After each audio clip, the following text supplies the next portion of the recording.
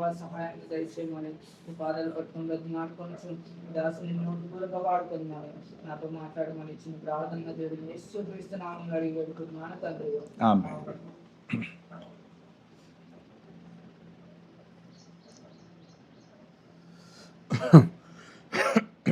క్రీస్తులో దేవునికి స్తోత్రము. మరి 10:30 కాబోతుంది కాబట్టి ఇంకా 3 minutes ఉంది. ఒక క్లాస్ ఏమో మామూలు జనరల్ బైబిల్ క్లాస్ తీసుకున్నాం, ఇంకో క్లాస్ ఏమో పరిశుద్ధాత్మ క్లాస్ తీసుకున్నాం. అది వీలైతే మ్యాక్సిమం ఒక 1/2 hour 40 minutes తక్కువలో తక్కువ చూడటానికి ప్రయత్నం చేద్దాం. కాబట్టి ఇప్పుడు మనం ఫస్ట్ జనరల్ బైబిల్ క్లాస్ ఏది మనం ఇక్కడ నేర్చుకున్న బైబిల్ క్లాస్ టాపిక్ ఏంటి? యోహాను సువార్త 12వ అధ్యాయం 24వ వచనం. యోహాను సువార్త 12వ అధ్యాయము 24వ వచనం.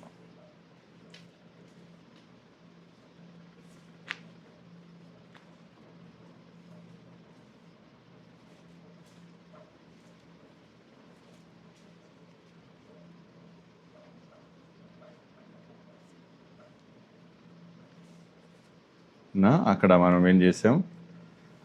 యోహాను సువార్త 12వ అధ్యాయం. ఇది యేసు ప్రభు గురించి చెప్పబడినప్పటికీ దీన్ని మనం ఆత్మీయంగా దాని వెనుకున్న భావాలు, దానికి వెనుకున్న ఉద్దేశాలు మనం అర్థం చేసుకుంటున్నాం. 23 నుంచి 25 వరకు మనం అక్కడ చూడండి. దీని యొక్క దాంట్లో వద్దామా? దాంట్లో చదివితే వాయిస్ దాంట్లో పోవట్లేదు.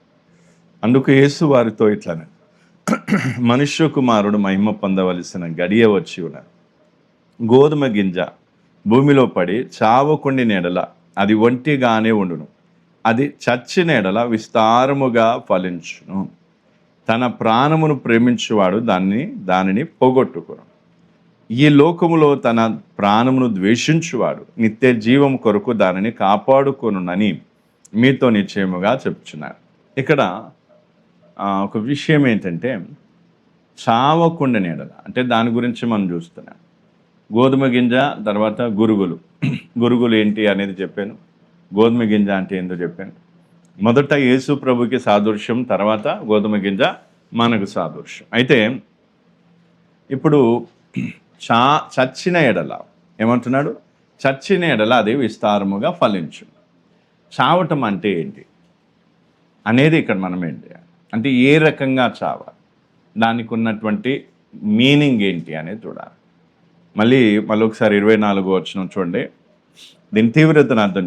గోధుమ గింజ భూమిలో పడి చావకుండిన ఎడల అది ఒంటిగానే ఉండును, అది చచ్చిన ఎడల విస్తారముగా ఫలించును.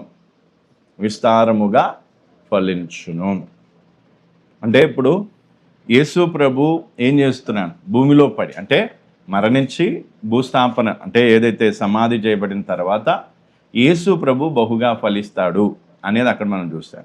అయితే ఇప్పుడు అదే మనకు వర్తింపజేసుకుంటే మనం కూడా ఏం కావాలి? చచ్చిన ఎడల. అందుకేముందంటే చచ్చిన ఎడల అప్పుడు మనమేమవుతాం?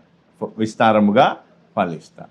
అయితే భూమిలో పడినప్పుడు, భూమిలో నాటినప్పుడు ఎలాంటి సిచ్యువేషన్ ఉంటుంది అనేది కొంత మీకు ఏం చేశాను, ఎక్స్ప్లెయిన్ చేశాను. దానికి సంబంధించి ఇంకా మనం బోర్డు మీద రాసుకున్న తర్వాత చూసుకున్నాను. అయితే ఇప్పుడు చావటం అంటే ఏంటి అనేది నేనేం చేస్తాను మీకు ఎక్స్ప్లెయిన్ చేయడానికి ప్రయత్నం చేస్తాను. చావటం అంటే మనం ఎట్లా చచ్చిపోవడం అంటే ఎట్లా చచ్చిపోవాలి? శారీరకంగా చనిపోవాలా, లేకపోతే ఆత్మీయంగా చచ్చిపోవాలా? అసలు ఏంటి చావటం అంటే ఏంటి అనేది ఇక్కడ మనం ఏం చేసుకో అర్థమవుతుందా? చావటం అంటే ఏంటి అనేది ఇక్కడ మనం చూసుకున్నాం.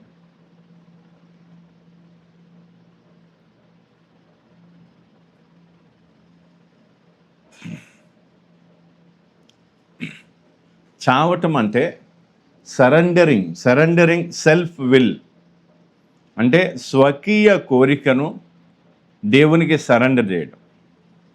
చావటం అంటే మన శారీరకంగా ఎట్లాగో చావు, ఆత్మీయంగా అంటే ఆత్మీయంగా కూడా చావటం లేదు, అర్థం లేదు. ఆత్మీయంగా మనం ఏం కావాలి? జీవించాలి, క్రీస్తు కొరకు మనం ఏం కావాలి? బ్రతకాలి. అయితే ఇక్కడ చావటానికి అర్థం ఏంటి అనేది ఇక్కడ చూస్తే, మన స్వకీయమైన ఆశ ఏదైతే కోరిక ఉందో దాన్ని సరెండర్ చేయడం, దాన్ని దేవునికి సమర్పణ చేసుకోవాలి. అలా చావటానికి అర్థం ఏంటిది? స్వకీయమైన సెల్ఫ్ విల్.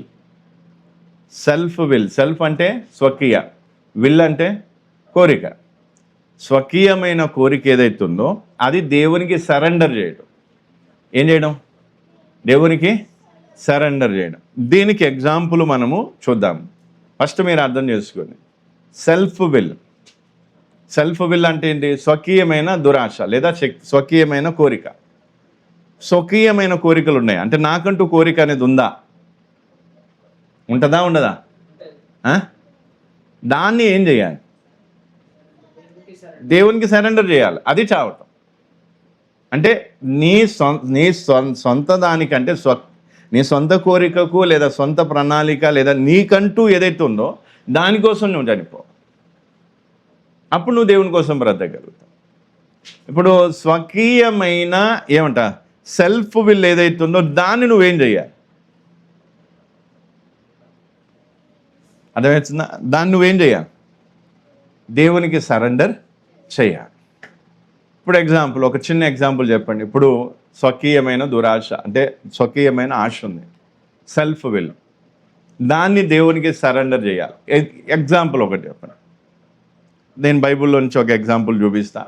అంటే అది ఎంత తీవ్రంగా ఉంటుందో దాన్ని అర్థం చేసుకోవడానికి ఒక సిచ్యువేషన్. ఇప్పుడు మనకు సొంత కోరిక ఉందా లేదా? పుష్పక ఉందా? ఇప్పుడు దాన్ని దేవునికి సమర్పణ చేసుకోవాలి.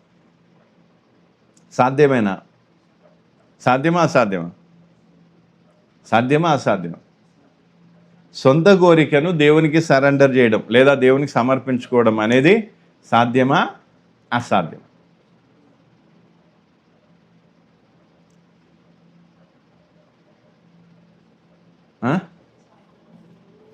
సాధ్యమా అసాధ్యమా?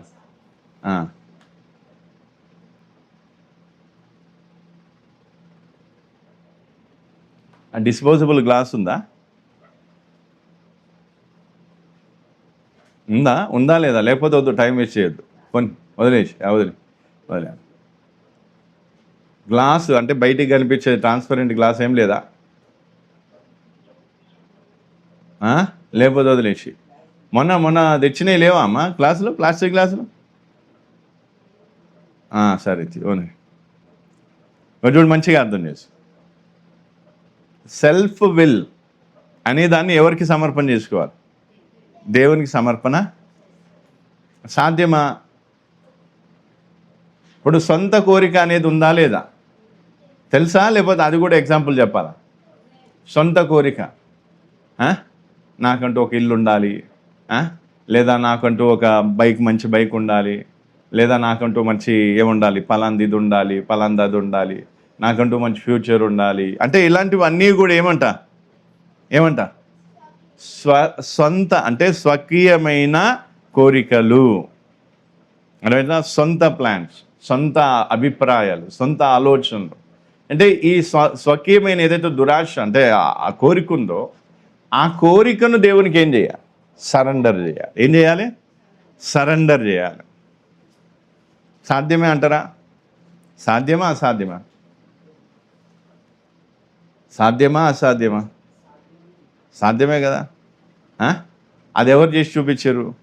యేసు ప్రభు ఏం చేసిండు? మనకు చేసి చూపించిండు. యేసు ప్రభు ఏం చేసిండు? చేసి చూపించిండు. లూకాసు వార్త 22:42లో మనం చూస్తే, 22వ అధ్యాయం లూకాసు వార్తలోకి వస్తే 22వ అధ్యాయం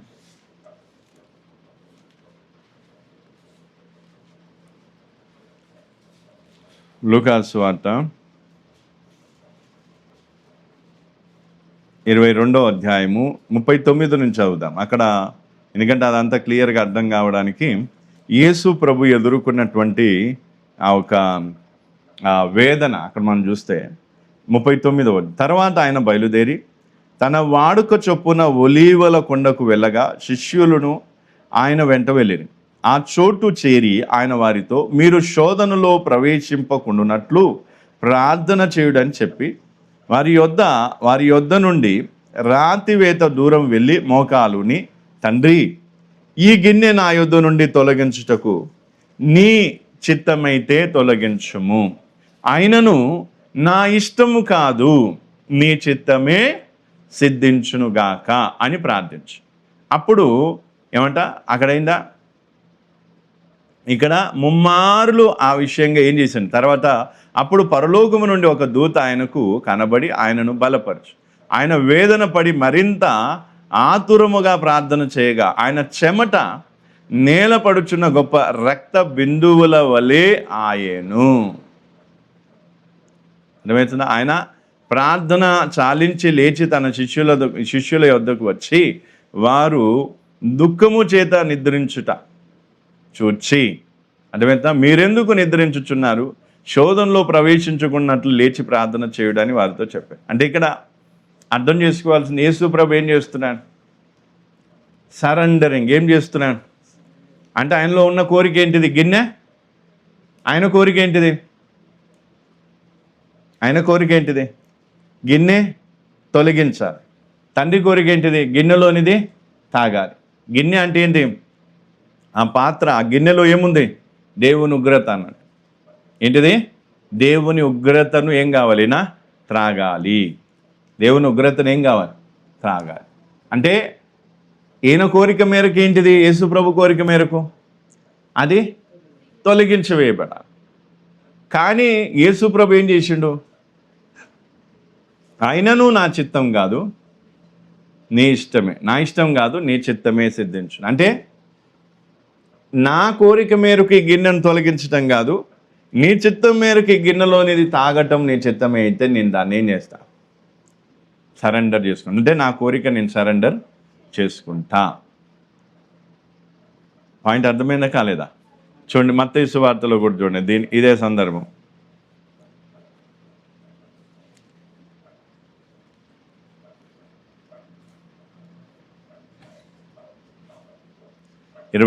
మత్తయి సువార్త 26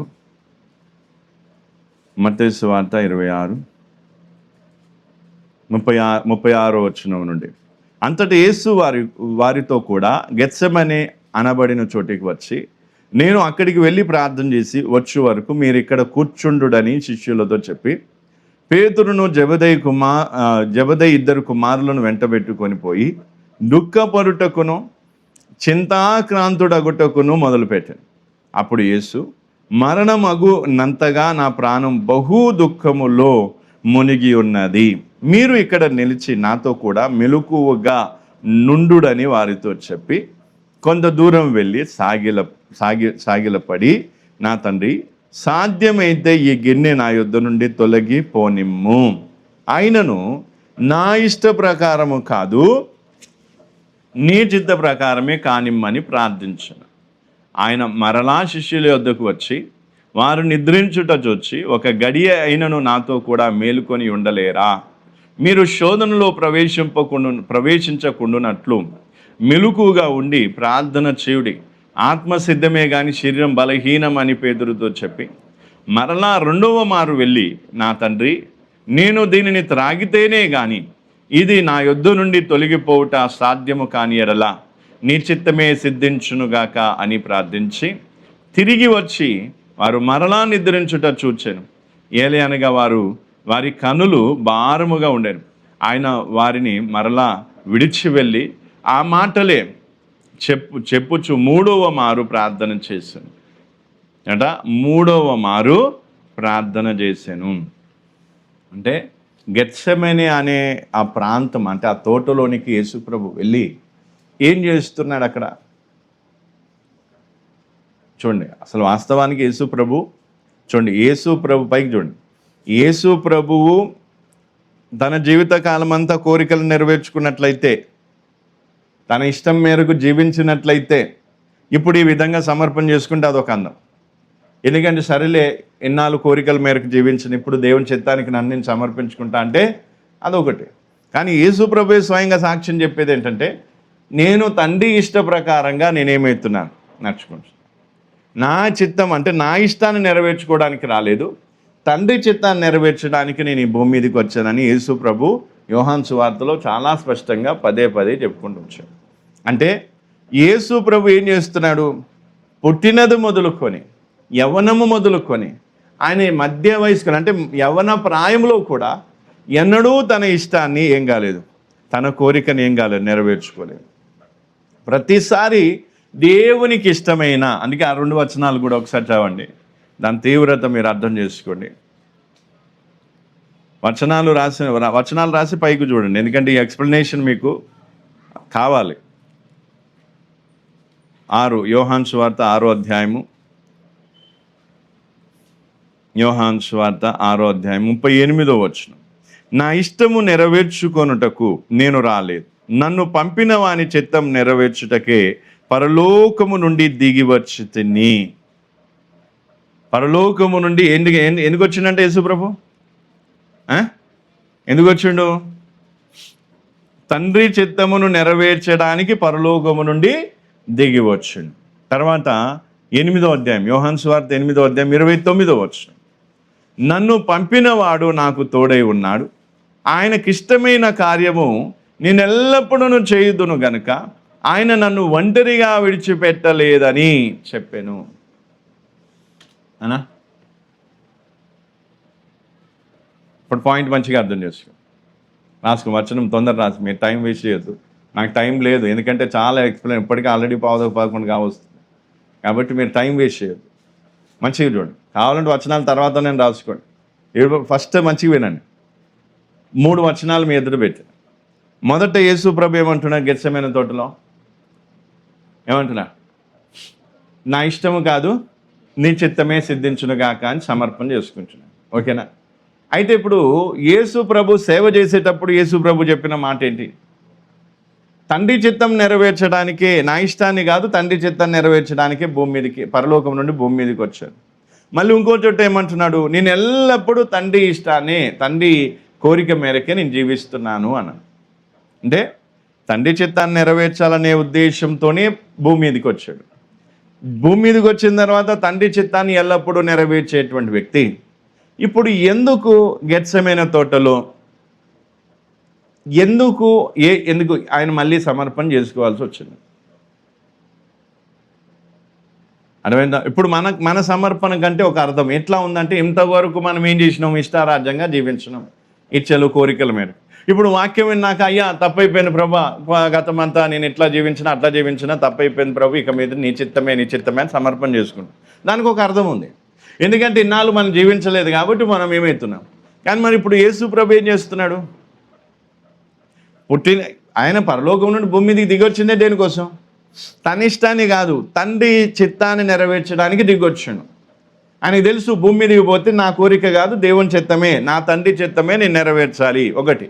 రెండవది, ఆయన ఏమంటున్నా? నేను ఎల్లప్పుడూ, అందుకే ఇక్కడ ఏమంటా, నేను ఎల్లప్పుడూ ఆయనకిష్టమైన కార్యము నేను ఎల్లప్పుడూ చేయుదును అంటున్నాను. అంటే తండ్రి చిత్తాన్ని, తండ్రి ఇష్టాన్ని ఏమవుతున్నాడు? ఆయన నెరవేరుస్తూ వచ్చాడు ఇప్పటి వరకు, గెత్సెమనే తోట వరకు. మరి ఇప్పుడు తండ్రి చిత్తాన్ని పూర్తిగా నెరవేర్చేటువంటి యేసు ప్రభువుకి ఎందుకు ఇంత బాధ? ఎక్కడ? గెత్సెమనే తోటలో ఏం చేస్తాడు? గెత్సెమనే తోటలో తండ్రి చిత్తానికి సమర్పణ చేసుకోవడానికి ఎందుకంత దుఃఖపడ్డాడు? అందుకే అక్కడేమంట, మరణమవునంత దుఃఖం అంట, చెమట రక్త బిందువులా గారిందంట. అంటే ఎంత కష్టము, ఎంత వేదన అక్కడ ఆయన పడిండో మనం ఏమవుతుంది ఆ మాటల ద్వారా మనకు అర్థమవుతుంది. ఎందుకు? కారణం ఏమై ఉంటుంది? పాయింట్ అర్థమైందా? ప్రశ్న అర్థమైందా? యేసు ప్రభు గెత్సెమనే తోటలో ఏం చేస్తున్నాడు? తన ఇష్టాన్ని వదిలి తండ్రి చిత్తానికి సరెండర్ చేసుకున్నాడు. ఓకే.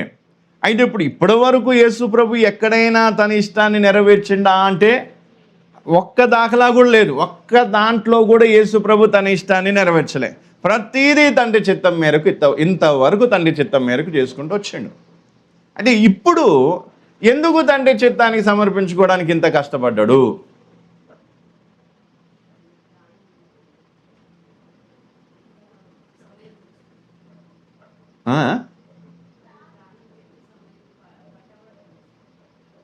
సమయం కాదు. ఇప్పుడు ఆయన ఆ గెత్సెమనే తోటలో అంతగా బాధపడాల్సిన అవసరం ఏముంది? చెమట రక్త బిందువులా గారింది. దుఃఖం ఎంత దుఃఖం అంటే మరణమైపోతానేమో అని అంత దుఃఖం, అంత వేదన, అంత బాధ తండ్రి చిత్తానికి సమర్పణ చేసుకోవడానికి.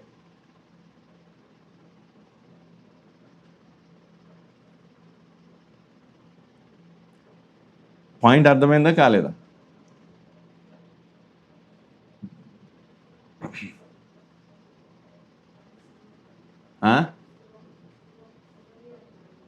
అంటే శిలువ మరణానికి యేసుప్రభు భయపడుతున్నాడా? మరి పాయింట్ అర్థమైందా కాలేదు? ఇప్పుడు ఉదాహరణకి ఇప్పుడు చూడండి, మనము ఇంతవరకు ఏవి మనకు నచ్చినట్టుగా బతికినాం. ఇప్పుడు తీరా యేసుప్రభు సమర్పణ అంటే ఆయన చిత్తాన్ని సమర్పణ చేసుకోవాలంటే కొంచెం మనం అటు ఇటు అయ్యే అవకాశం ఉంటుందేమో. దానికి మనం ఏం కావచ్చు, ఛాన్సెస్ ఉన్నాయి. కానీ యేసుప్రభు పుట్టినది మొదలుకొని ఎన్నడూ కూడా తన ఇష్టాన్ని చేయలేదు కదా.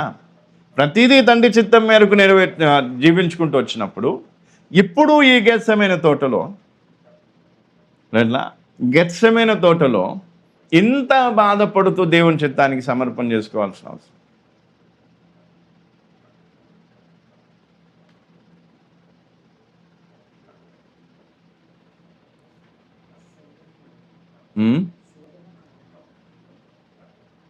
ఆ శోధన గానే కదండి.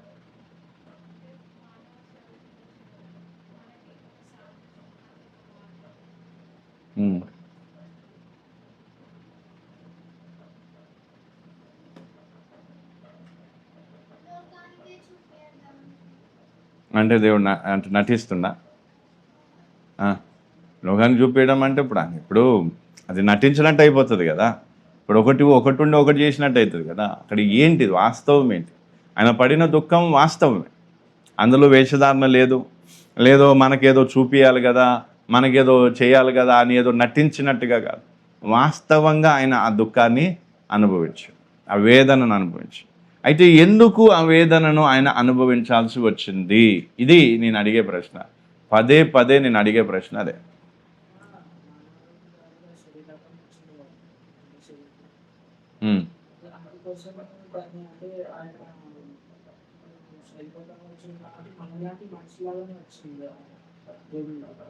సో అది మనం కూడా ఆ స్థితిలో ఉంటే జయించగలం, అంటే అంతే మనకి ఎంతైతే బాధ ఉంటుందో అంతే బాధ ఆయన కూడా పడతారు. మనం నాకొక మనుషుల మన దగ్గర ఉన్న దాన్ని చుట్టపట్ల చేయడానికి అంత బాధ అది ఆయన కూడా ఉండదు కానీ ఆయన జయించిన. ఇప్పుడు ఆల్రెడీ మొదటి నుంచి దేవుని చిత్తాన్ని నెరవేర్చుకుంటూ వస్తున్నాను. ఇప్పుడు ఇలాంటి స్ట్రగుల్ అంటే ఈ విధమైన ఇబ్బంది ఎక్కడ అనుభవించినట్టుగా లేదు, ఇక్కడ మాత్రమే ఇంతగా అనుభవిస్తున్నాడు. దానికి గల కారణమే మానవునికి వచ్చిండు. సరే, మానవునికి వచ్చిండు కాబట్టి ఆ బాధ, దుఃఖము, వేదన ఓకే, సెకండరీ విషయం. కానీ ఏ కారణాన్ని బట్టి అంత దుఃఖించిండు, ఎంత అంటే దాని యొక్క ఉద్దేశం ఏంటిది అనేది మనకు అక్కడేం కాదు. రీజన్ ఏంటి, అంతగా దుఃఖపడటానికి కారణం ఏంటి?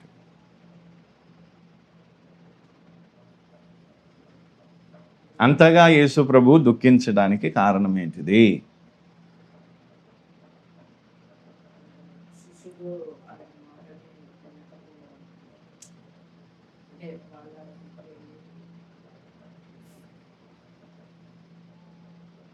పాయింట్ అర్థమైందా? మాటి చెప్తాను. ఎందుకు? ఇది మనకు రిలేటెడ్ కాబట్టి నేను ఈ సిచ్యువేషన్ మీకు అర్థం చేస్తాను. మళ్ళీ ఏదో మాకు సంబంధం లేదు, మాకు తెలియదు అన్నట్టు గాలిగా ఆలోచన చేయొద్దు. దగ్గరుండి మంచిగా ఏం కావాలి దీన్నే ఆలోచన చేయాలి. మళ్ళీ అటు ఇటు ఆలోచనలు పోనీయద్దు, మర్యాదగా ఉంటుంది. మంచిగా వినండి, ఇది మనకు సంబంధించింది. ఇది మనకు అప్లై చేసేటప్పుడు దీని తీవ్రత ఏందో మనకు అర్థమైంది. ఇప్పుడు ఎందుకు యేసు ప్రభు ఇంతగా బాధపడాల్సి వచ్చింది? మళ్ళీ ఆ వచనాలు చదవాల్సిన అవసరం లేదు, ఆల్రెడీ మీకు చదివిన. చెమట రక్త బిందువుగా వచ్చిందంట. అంటే ఎంత వేదన ఉంటే ఆ కార్యం జరుగుతుంది, అంత ఈజీగా రాదు. చెమట రక్త బిందువుగా వచ్చిందంటే అంటే ఎంత బాధపడి ఉంటాడు ఆయన. అంత బాధ యేసు ప్రభు ఎందుకు పడాల్సి వచ్చింది?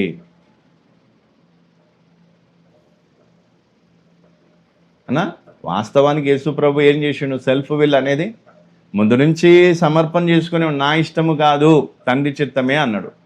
స్టార్టింగ్ నుంచి అందుకే వచనాలు చదివిన. ఒకటేం చెప్తున్నాడు, పరలోకం నుండి భూమి మీదకి దిగి వచ్చిందే ఎందుకు? తండ్రి చిత్తాన్ని నెరవేర్చడానికి. నేను ఎల్లప్పుడూ తండ్రికి ఇష్టమైన కార్యాలే చేస్తున్నా అని చెప్తున్నాడు. అంటే ఇప్పుడు ఆల్రెడీ ఈయనకి ఏమైపోవాలి? తండ్రి చిత్తం నెరవేర్చడం అనేది. ఇంకో చోట మనం యోహాను సువార్తలో ఇంకో చోట చూస్తే తండ్రి చిత్తం నెరవేర్చుట నాకు ఆహారమై ఉన్నది అంటాడు. అంటే ఆయన ఎంత డీప్గా పోయిండు తండ్రి చిత్తాన్ని నెరవేర్చడం. మరి ఈ సందర్భంలోని ఎందుకింత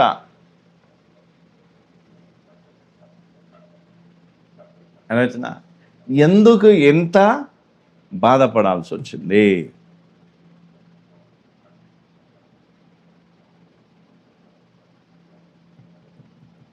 ఇదో వచనం ఇక్కడ ఇక నేను చెప్తాను చూడండి. యోహాను సువార్త 8:29 వచనం చూడండి ఒకసారి.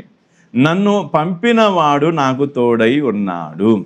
నన్ను పంపినవాడు నాకు తోడై ఉన్నాడు. ఆయనకి ఇష్టమైన కార్యం నేను ఎల్లప్పుడూ చేయుదును గనుక ఆయన నన్ను ఒంటరిగా విడిచిపెట్టలేదని చెప్పి, అంటే యేసు ప్రభు పుట్టినది మొదలుకొని గెత్సెమనే తోట వరకు, అంటే ఆ ముమ్మార్లు చేసిన ప్రార్థన వరకు యేసు ప్రభుతో ఎవరున్నా?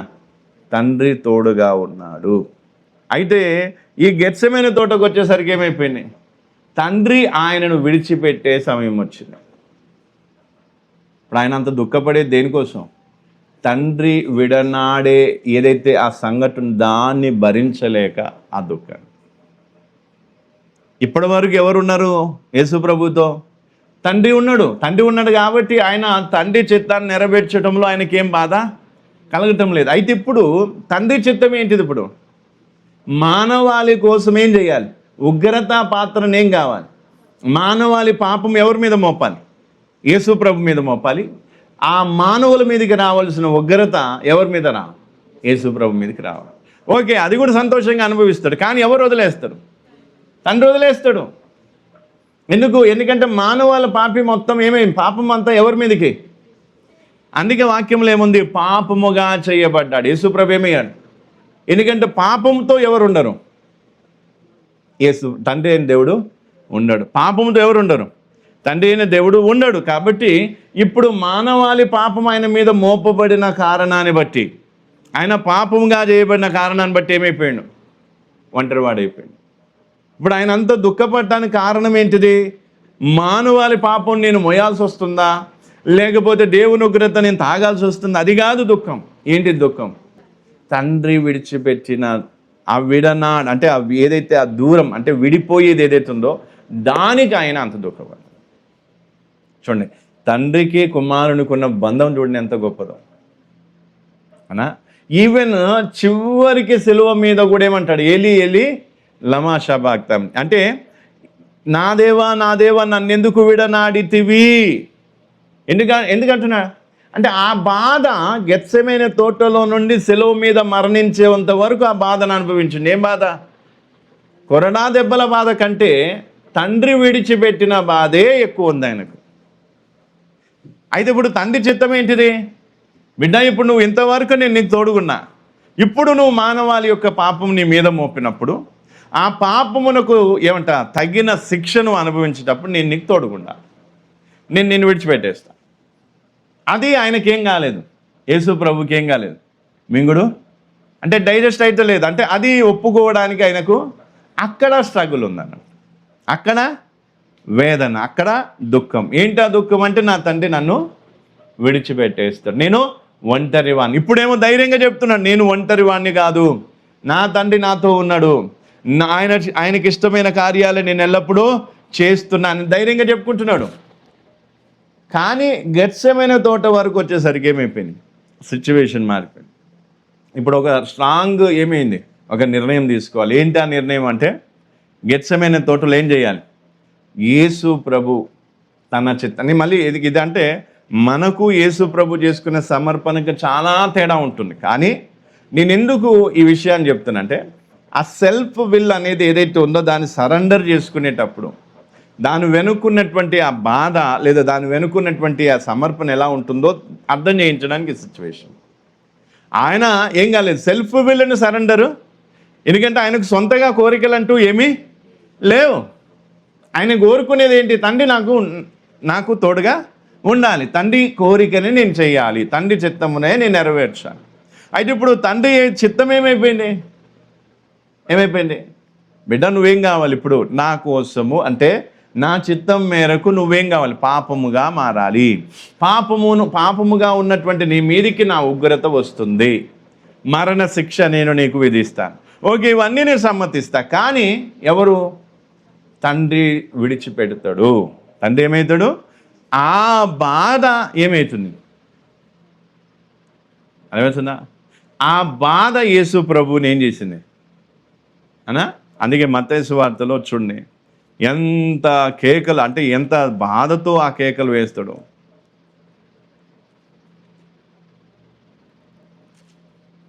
మత్తయి సువార్త 27 అధ్యాయము 45 నుంచి. మధ్యాహ్నం మొదలుకొని 3 గంటల వరకు ఆ దేశమంతటను చీకటి కమ్మింది. ఇంచుమించు 3 గంటలప్పుడు యేసు ఏలీ ఏలీ లమా షబాక్తాని అని బిగ్గరగా కేకలు వేశాడు. ఆ మాటకు నా దేవా నా దేవా నన్నెందుకు చెయ్యి విడిచితివని అర్థము. అనా, నా దేవా నన్నెందుకు చెయ్యి విడిచి, అంటే కొరడా దెబ్బలకైనా ఏం కావట్లేదు, బాధపడుతున్నాం. లేదా ముళ్ళ కిరీటం పెట్టినందుకు బాధపడతలేడు. ఇప్పుడు అవన్నీ చేసినందుకు, ఆ విధమైన బాధను అనుభవించినందుకు వాటిని గుర్తు చేసుకొని మనం బాధపడతాం. కానీ నేను కొరడా దెబ్బలు తిన్నాను అని ఏడ్చినట్టుగా వాక్యంలో 3 మేకులు కొట్టి దిగంబరిగా చేసి అందరి ముందు హేళనగా అవమానంగా సిలువ వేసి, వీటికి ఆయన ఏం కావట్లేదు. ఆయనకి ఇప్పటికీ ఉన్న బాధ ఏంటి? గెత్సెమనే తోటలో నుంచి మొదలుకొని సిలువ మీద ప్రాణం పెట్టి అంతవరకు ఉన్న బాధ ఏంటి? తండ్రి విడిచిపెడతాడు. తండ్రి యొక్క అందుకే నన్నెందుకు చెయ్యి విడిచితే, తండ్రి విడిచిపెట్టేసి. ఆ బాధ ఎప్పటి నుంచి ఉంది? గెత్సెమనే తోటలో నుంచి సిలువ వేయబడేంత వరకు, చనిపోయేంత వరకు ఆ బాధను అనుభవించాను. అంటే తండ్రి యొక్క ఇది తండ్రి చిత్తమే. ఏంటిది? ఈ విధంగా యేసు ప్రభు పాపంగా మారి దేవుని ఉగ్రత ఆయన మీదకి రావటం, శిక్షణ రావటం, ఆయన మానవాళి పాపం కోసం చనిపోవడం అనేది దేవుని చిత్తమే. ఆ తండ్రి చిత్తమును నెరవేర్చటంలో కూడా అక్కడ తండ్రి యొక్క ఎడబాపును ఆయన భరించలేక ఏమవుతున్నాడు? అంతగా దుఃఖపడుతున్నాడు. సిచ్యువేషన్ అర్థమైందా? అయితే ఇప్పుడు మన పరిస్థితి ఒకసారి చూసుకున్నా. ఇప్పుడు తండ్రి ఎవరితో ఉంటాడు? ఇప్పుడు యేసు ప్రభు చెప్పిన వాక్యం ప్రకారంగా తండ్రి ఎవరితో ఉంటాడు? ఆయన చిత్తమును నెరవేర్చు వారితో తండ్రి ఉంటాడు. మరి ఆయన చిత్తాన్ని నెరవేర్చకుండా సెల్ఫ్ విల్, అంటే సొంత కోరికలకు చోటిస్తే ఎవరు వదిలిపెడతారు? అంటే ఇప్పుడు మనం ఎంత బాధపడాలి? అసలు బాధపడుతున్నామా? అంత పరిశుద్ధుడు యేసు ప్రభు ఎన్ని రోజులు గెత్సెమనే తోటలో రాత్రి వేళ పట్టబడ్డడం, తర్వాత ఏమైపోయింది? ఒక పూట 2 పూటలు అటు ఇటు తిప్పేసి మొత్తానికి ఏమైపోయినాయి? 1.5 రోజుల్లో ఏమైపోయింది? సెలవు మీద మధ్యాహ్నం టైం కల్లా ఏమైపోయింది? చనిపోయింది. రాత్రి పట్టబడ్డాడు, రాత్రి తిప్పిను, పొద్దున్న కల్లా ఏం చేశారు? సభలో తిప్పడం, అటు ఇటు చేయడం, ఇదంతా అయిపోయింది. అంటే 1 రోజు లేదా 1.5 రోజు తండ్రికి ఎడబాయటానికి కుమారుడైన యేసు ప్రభు ఏం కాలేదు? ఇష్టపడలేదు. అంటే ఆ వేదన, ఆ దుఃఖం చూడండి. మరి అలాంటిది సొంత కోరికలు నెరవేర్చుకుంటూ ఇష్టారాజ్యంగా బతుకుతున్న మనం తండ్రికి ఎన్ని రోజుల నుంచి దూరంగా ఉన్నాం చూడు. పోనీ తండ్రికి దూరంగా ఉన్నామనే బాధనా ఉందా?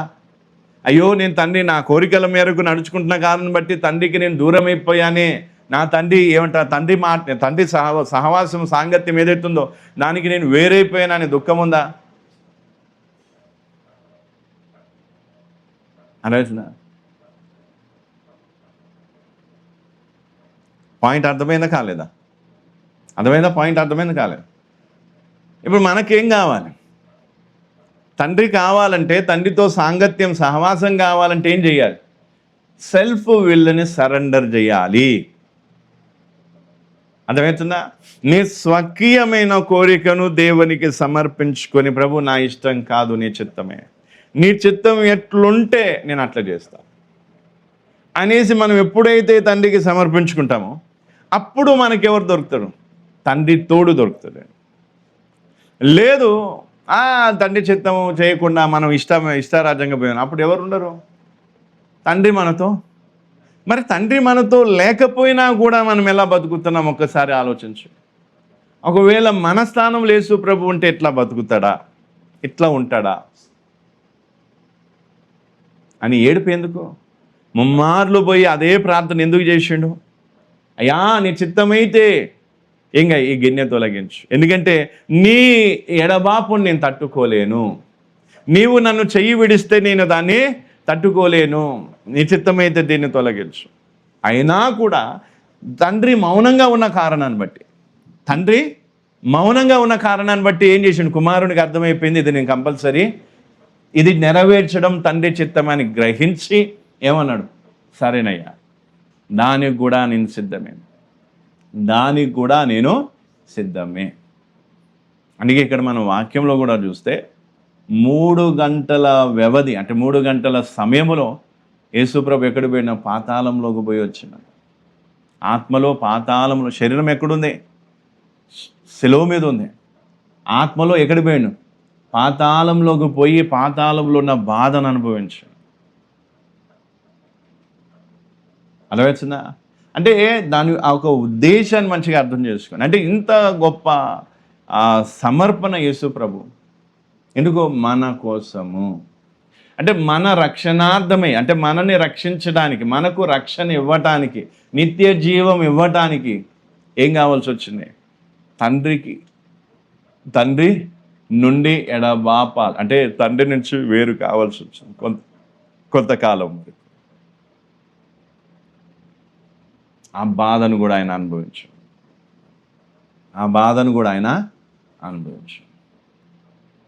కాబట్టి ఇక్కడ అర్థం చేసుకోవాల్సింది ఏంటి? యేసు ప్రభు మన రక్షణార్థమే, మన ఆత్మరక్షణ కోసం, మన రక్షణార్థమే యేసు ప్రభు ఏం చేసిండు? ఒంటరితనాన్ని అనుభవించినప్పుడు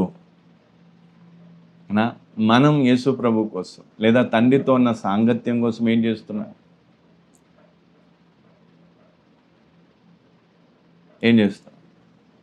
సెల్ఫ్ విల్, అంటే సొంత కోరికను ఏం చేస్తున్నా? సరెండర్ చేస్తున్నామా? ఎవరు సరెండర్ చేస్తారు? తండ్రి కావాలనుకున్న వారు, ఆయన తోడు కావాలనుకున్న వారు సరెండర్ చేస్తారు. తండ్రి చిత్తానికి ఎవరు సమర్పణ చేసుకుంటారు? నాకు తండ్రి కావాలి, తండ్రితో సాంగత్యము కావాలనుకున్న వారు ఏం చేస్తారు? తమ సొంత కోరికను సరెండర్, సొంత ప్లాన్ను కూడా ఏమవుతారు? సరెండర్. అర్థమవుతుందా? ఇప్పుడు దీని తీవ్రత అర్థమైందా కాలేదా? ఇంకా డీప్గా చెప్పొచ్చు, కానీ లోతులోకి దేవుడు తీసుకోబోట్లేదు. కాబట్టి ఇప్పుడు దీని తీవ్రత, డిఫరెన్స్ అంటే దానికి దీనికి ఉన్న వ్యత్యాసం అర్థమైందా కాలేదా? దీంట్లో ఏదైనా డౌట్ ఉందా?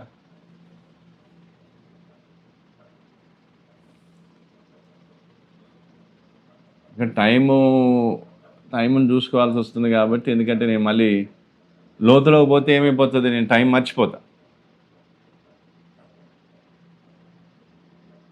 ఇందులో ఏమైనా డౌట్ ఉందా చెప్పండి.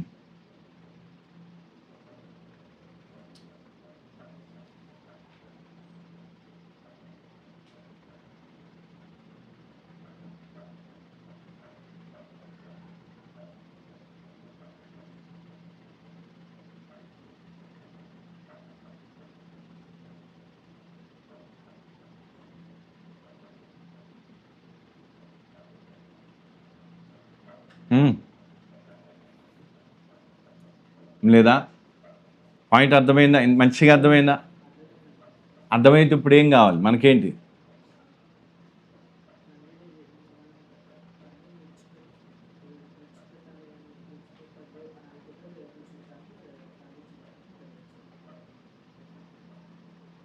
నీ స్వకీయమైన దురాశను నెరవేర్చినప్పుడు, లేదా నీ కోరికను నెరవేర్చుకున్నప్పుడు తండ్రి నుంచి వేరే. ఎందుకంటే మన దురాశలు లేదా మన కోరికలు ఏవైతున్నాయి అవి కల్మషం అంటే కలుషితమైనవి, కరప్టెడ్ అన్నట్టు, అపవిత్రమైన కోరికలు నెరవేర్చుకుంటున్నప్పుడు అట్టి కోరికలకు తోడుగా దేవుడు ఉండడు. దేవుని చిత్తం ఏంటిది? పవిత్రమైనది. అందుకే చాలా స్పష్టంగా రాస్తుంది, అది సంపూర్ణమైనది, పవిత్రమైనది. కాబట్టి దేవుని చిత్తాన్ని మనం నెరవేర్చినప్పుడే దేవుడు ఏం చేస్తాడు? మనకు తోడై. కాబట్టి యేసు ప్రభు ఏం చేశాడు? తండ్రి యొక్క ఎడబాపును కూడా అనుభవించాడు. ఎవరి కోసం? మన కోసం. ఎవరి కోసం? మన కోసం. అట్లాగే ఈరోజు మనకు తండ్రి కావాలి అంటే ఏం చేయాలి? తండ్రి చిత్తానికి ఏం చేయాలి? సమర్పణ చేసుకోవాలి, సరెండర్ చేసుకోవాలి. మరి సరెండర్ చేసుకున్నప్పుడు ఏమవుతుంది? మనలో కోరికలు ఉండవా? మనలో అసలు కోరికలే ఉండవా? కోరికలు ఉన్నా ఆ కోరికలకు పైగా ఎవరి చిత్తాన్ని పెడుతున్నాం? దేవుడు. అందుకే అది అడిగిన, అది మీకు అది చూపిస్తే మీకు క్లియర్గా అర్థమవుతుంది.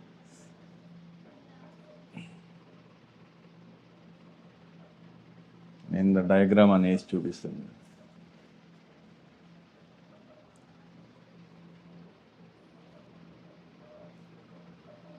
బాబు పైకి చూడాలి, నువ్వు రాసుడేమో తర్వాత రాసుకోబోయి.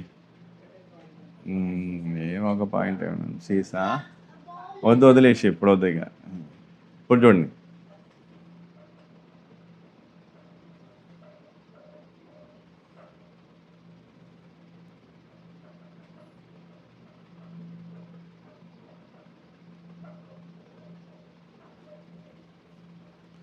ఇప్పుడు ఇది మనం అనుకోండి, మనం గ్లాసు, మన లోపల ఏమున్నాయి? కోరికలు అనేవి ఉన్నాయి. కోరికలు మొత్తం పోవు, కోరికలు అనేవి సావవు, పోవు. అయితే మనం చావటం అంటే అర్థం ఏంటిదంటే, ఈ కోరికల మీద మనం ఏం చేస్తున్నాం? దేవుని చిత్తానికి సమర్పణ చేసుకుంటున్నాం. దేవుని చిత్తానికి ప్రథమ స్థానం ఇచ్చి, అంటే మొదటి స్థానం ఇచ్చి దేవుని చిత్తం నెరవేర్చడమే లక్ష్యంగా ఉంది. అయితే కొన్ని సందర్భాలలో మనం అశ్రద్ధగా, అంటే మనం ఆత్మీయంగా బలహీనంగా ఉన్నా లేదా జాగ్రత్తగా లేకపోయినా అప్పుడప్పుడు ఈ కోరికలు కొంచెం ఏమవుతుంటాయి? పైకి రావడానికి ప్రయత్నం చేస్తుంటాయి. అయినా కూడా ఆ టైంలో కూడా మళ్ళీ తండ్రి అంటే దేవుని చిత్తానికి గట్టి సమర్పణ చేసుకొని పోతే అప్పుడు మనకెవరు ఉంటారు? దేవుడు మనకు తోడుగా ఉండి మనతో ఉండి మనల్ని నడిపిస్తారు. ఇది ప్రాసెస్. అంటే మనలో కూడా కోరికలు ఉండవని కావు, ఏంటా ఉంటాయా? ఉండవా? కానీ అవి ఏం కావాలి? దేవుని చిత్తం కిందే ఉండాలి, దేవుని చిత్తం పైన ఉండాలి. దేవుని చిత్తాన్ని నెరవేర్చడమే లక్ష్యంగా పెట్టుకోవాలి. అయినా కూడా కొన్ని సందర్భాలలో కోరికలు ఏమవుతుంటాయి? అర్థమవుతుందా? అప్పుడప్పుడు కప్పలు నీటిలో నుంచి బయటకు వచ్చినప్పుడు అట్లా నెమ్మదిగా పైకి, అయినా కూడా వాటిని అణిచి వాటిని ఏం చేయాలి? ఆ విషయంలో దేవునికి సరెండర్ చేసుకొని సమర్పణ చేసుకొని అప్పుడేం చేయాలి? అర్థమవుతుందా? పాయింట్ అర్థమైన కాలేదా? ప్రాసెస్ ఏంటి? చచ్చిపోవడం అంటే ఏంటి? మన ఫ్రీ, అంటే మనకేదైతే సెల్ఫ్ విల్ ఉందో దాన్ని దేవునికి ఏం చేయాలి? సమర్పణ చేసుకో. దేవునికి సమర్పణ చేసుకోవడం వల్ల ఏం జరుగుతుంది? దేవుని తోడు మనకు దొరుకుతుంది. అదే మన కోరికల మేరకు మనం జీవిస్తే ఏమవుతుంది? దేవుని తోడుపోతుంది. దేవుడు మనతో ఉండడు. దేవుడు మనతో, అంటే దేవునితో ఉన్న ఆ యొక్క బంధం లేదా ఆ తోడును మనం కోల్పోతాం. అప్పుడు మనం ఏం కావాలి? బాధపడాలి వద్దా? యేసుప్రభు ఎంత బాధపడ్డాడు? చనిపోయేంత వరకు ఆ బాధను అనుభవించిండు ఆయన. మరి మనకు బాధే లేదు. నాకు నచ్చింది ఏం చేస్తా?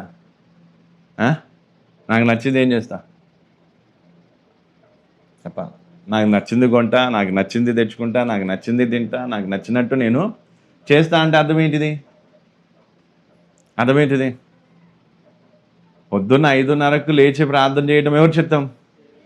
దేవుని చిత్తం. అంతే. నీ కోరిక ఏమంటది? ఏం కాదు, కొంచెం పనుకో, నువ్వు బాగా కలిసిపోయినావు, నువ్వు నడుము నొస్తుంది, కాలు నొస్తుంది, కడుపు నొస్తుంది, లేదా ఇంకా అవి ప్రాబ్లమ్స్ ఉంటాయి కొంతమంది. ఇక ఏదో ఒక అడ్డం పెట్టుకొని వాళ్ళు ఏం చేస్తారు, పనుకోవడానికి ప్రయత్నం. అదే దేవుని చిత్తం నెరవేరిస్తేనే ప్రతిరోజు ఏం కావాలి, ఏం చేయాలి, దేవుని చిత్తం నేను నెరవేర్చాలి. మరి పొద్దున్నే లేవటంలో దేవుని చిత్తం ఏంటిది? 5:30కి లేచి ప్రార్థనలో సమయం గడపాలనేది దేవుని చిత్తం. మరి దేవుని చిత్తం అయినప్పుడు ఏం చేయాలి? అది మనం నెరవేరుస్తలేమంటే రోజంతా ఎట్లా పోతుంది? దేవుని తోడు ఉంటుందా? దేవుని సహాయం పొందుకుంటామా? అడ్డదిడ్డంగా ఏదో ఒకటి అటు ఇటు ఏదో చేసుకుంటాం, మళ్ళీ నెత్తిపట్టుకుంటాం. కాబట్టి ప్రతి చిన్న దాంట్లో తండ్రి చిత్తాన్ని ఏం కావాలి అని 5:30 ప్రార్థన అనేది మనం ఏం కాలేదు ఏదో నేను ఎప్పుడూ కూడా మీరు గుర్తుపెట్టుకుంటలేదు, నా బుద్ధితో ఏది చేయడానికి నేను ప్రయత్నం చేయను. సేవలైనా వ్యక్తిగతంగానైనా మ్యాక్సిమం దేవుని మీద ఆధారపడటానికే నేను ప్రయత్నం చేస్తాను. 99%. ఏమో 1% అక్కడ ఇక్కడ ఏమైనా అయితుండొచ్చు, ఎందుకంటే మనిషిని కాబట్టి చెప్పలేము, ఆ విషయంలో ఏమైనా అటు ఇటు నిర్ణయాలు తీసుకుంటుండొచ్చు. కానీ పూర్తి పర్ఫెక్ట్ అని నేను అంటలేదు, కానీ అదే కోణంలో ఉన్నా. అయితే ఇప్పుడు మ్యాక్సిమం ఏంటంటే 5:30 ప్రార్థన అనేది ఎంతో ప్రార్థన చేయంగా, దేవుని ముందు ప్రార్థించంగా, ప్రభు సంఘ పరిస్థితి ఇది, విశ్వాసులు ఎట్లున్నారు, ఏం చేయాలి ప్రభు, మా పరిస్థితి ఇది, అట్లా ఇట్లా అన్నీ చెప్పి ప్రార్థన చేసినప్పుడు అప్పుడు దేవుడు ఏం చేసినాడు, 5 నుంచి 5:30 వరకు కుక్కడపల్లి వాళ్ళకు, 5:30 నుంచి 6:30 వరకు మనకను టైం పెట్టుకున్నాం. కుక్కడపల్లి వాళ్ళది బంద్ అయినా మనది కంటిన్యూ అయితేనే ఉంది. అంటే దేవుని యొక్క చిత్తం కాబట్టి, ఒకవేళ దేవుని చిత్తం కాదు నా సొంతగా అయితే అది ఎప్పుడూ ఆగిపోవు, ఇన్ని రోజులు నడవకపో. నేనంటాను ఇది సచ్చేంత వరకు నడుస్తుంది. ఎవరు పార్టిసిపేట్ అయినా అవ్వకపోయినా మేము మాత్రం ఖచ్చితంగా అది నేను చేస్తాం. ఈరోజు నా పిల్లలకు అలవాటు అయింది, కొంత వాళ్ళకి అలవాటు అయిపోయింది. అంతకుముందు కొంచెం ఇబ్బంది పడేది, లేదా కొంచెం లేచి రాకపోయేది. ఇప్పుడు లేపంగా నా టక లేస్తారు, చున్నీ వేసుకుంటూ వచ్చేసి ఏం చేస్తారు. ఎందుకు? అరే ఒక్కరికన్నా ఉపయోగపడుతుంది కదా, అందరికీ ఉపయోగపడాలనుకున్నాము, అందరికి కాకపోయినా ఒక్కరికన్నా అన్న. అందుకే మేము తొందరగా పడుకోమని, ఎంత తొందరగా పడుకుందా అన్నా మేమేం చేస్తాం, తిన్న తర్వాత మళ్ళీ కుక్కలను తిప్పి వచ్చి చేసేసరికి కాదు టైం, అయినా కూడా అలవాటు చేసి. కాబట్టి ఈరోజు అర్థం చేసుకోవాల్సింది ఏంటిది, తండ్రి చిత్తాన్ని నెరవేరిస్తేనే ఏమవుతుంది, తండ్రి తోడు మనకు. తండ్రి చిత్తమును నెరవేర్చకుండా ఇష్టారాజ్యమైన కోరికలు నెరవేర్చుకున్నాను అప్పుడు ఏమవుతుంది, తండ్రి తోడు ఉండదు. ఇప్పుడు ఉదాహరణకి వివాహంలో కూడా సాక్షిగా ఎవరు ఉండాలి? ఇప్పుడు పెళ్ళిలా ఏం చేయం, పెళ్ళిలా తాళిబొట్టు కట్టుడు, ఉంగరం పెట్టుడు, లేకపోతే ఇంకేవో, ఇవన్నీ ఎందుకు చేయం? తాళి ఎందుకు కట్టం, ఉంగరాలు ఎందుకు పెట్టం? ఇవన్నీ ఎందుకు చేయమంటే పెళ్ళి మధ్యలో అంటే ఆ స్త్రీ పురుషుల మధ్యలో ఎవరు సాక్షిగా ఉంటారు, దేవుడు సాక్షిగా ఉంటాడు అనే విశ్వాసంతో ఇవి మనం చేయం.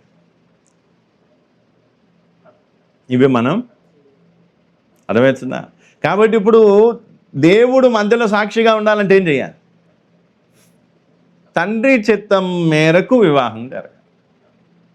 ఇష్టం మేరకు పోయింది అనుకో, ఇష్టం మేరకు నా ఇష్టము తండ్రి చిత్తం ఎప్పుడు కాదు, నా కోరిక నా ఇష్టము తండ్రి చిత్తం ఎప్పుడు కాలేదు. అర్థమవుతుందా? కాబట్టి తండ్రి చిత్తం ఏంటి అనేది మనం గ్రహించి దానికి అనుగుణంగా మనం సమర్పణ చేసుకుంటూ పోవాలి. ప్రభా నీ చిత్తం ఏమైంది, నీ చిత్తానికి నన్ను నేను సమర్పించుకుంటాను. ఇదిగో నా సెల్ఫ్ విల్ ఏదైతుందో, నా సెల్ఫ్ డిజైర్ ఏదైతుందో అది నేను సరెండర్ చేస్తున్నాను. నీ చిత్తం నెరవేర్చడమే కావాలి. ఎందుకు? దేవుని చిత్తం నెరవేర్చడంలో కష్టము, బాధ, దుఃఖము ఉంటుండొచ్చు, కానీ దేవుడు తోడుకుంటాడు. లేదు మన కోరికల మేరకు నెరవేర్చుకుంటే కొన్ని రోజులు సంతోషంగా ఉంటుండొచ్చు, కానీ దేవుడు తోడుకుంటాడు. దేవుని తోడుగా లేకపోతే ఆ జీవితానికి ఇంకేం అర్థం ఉంటుంది? అందుకే ఈ రోజు నుంచి ఏం చేయాలంట? తండ్రి చిత్తాన్ని మాత్రమే నెరవేర్చడం లక్ష్యంగా పెట్టి, అందుకే సరెండర్ ఏం చేసుకోవాలి, సెల్ఫ్ విల్ని ఏం చేయాలి, తండ్రికి సరెండర్ చేయాలి. అర్థమైందా? కోరికలు ఉండవని కాదు, ఉంటాయి, కానీ దాన్ని ఏం చేయాలి, ఎప్పటికప్పుడు ఏం చేయాలి, తండ్రి చిత్తానికి సమర్పించుకొని వాటిని నెరవేర్చొద్దు. వీటిని సొంత కోరికలను ఏం కావద్దు, నెరవేర్చొద్దు. మన సొంత ఏంట ప్లాన్స్ కావచ్చు, మన ప్రిఫరెన్స్ కావచ్చు, లేదా మన ఆలోచనలు కావచ్చు, లేదా మన కోరిక కావచ్చు, అదేదైనా దాన్ని నెరవేర్చకుండా తండ్రి చిత్తానికి సమర్పించుకుంటే అప్పుడేమవుతుంది?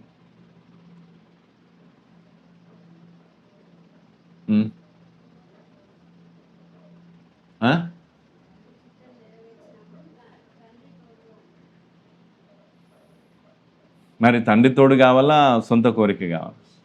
ఎప్పుడు తండ్రి తోడు కావాలంటాం. ఇంటికి పోయినప్పుడు, బజారుకి పోయినప్పుడు, పని దగ్గర లేదా ఇష్టారంగా అక్కడ ఇక్కడ ఉన్నప్పుడు అప్పుడు మనం ఏం చూజ్ చేసుకుంటాం? ఒంటరిగా ఉన్నప్పుడు ఏం చూజ్ చేసుకుంటాం? నీ కోరికలను ఏం కావాలి? ఎప్పటికప్పుడు దేవునికి సమర్పణ చేసుకునే అంత ఏముండాలి? అర్థమవుతుందా? ఆ గట్టి సమర్పణ ఉండాలి. దానికోసం ఏం చేయాల్సి వస్తుంది?